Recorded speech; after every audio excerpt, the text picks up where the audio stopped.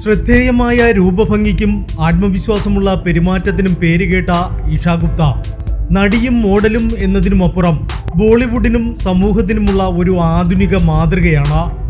1985 November 28 Isha ഗുപ്തയുടെ ജനനം.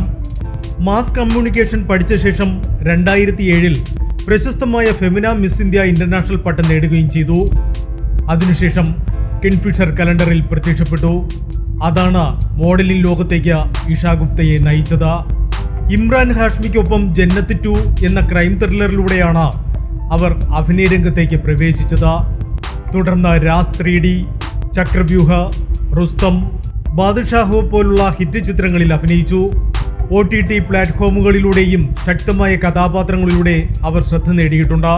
ഹർദിക് പാണ്ഡ്യയുമായുള്ള പരസ്യബന്ധം, ഹംശക്കൽ സെറ്റിലുണ്ടായ പ്രശ്നങ്ങൾ തുടങ്ങി ഇഷയുടെ വ്യക്തിപരമായ വിഷയങ്ങൾ പലപ്പോഴും വാർത്തയായിട്ടുണ്ട്.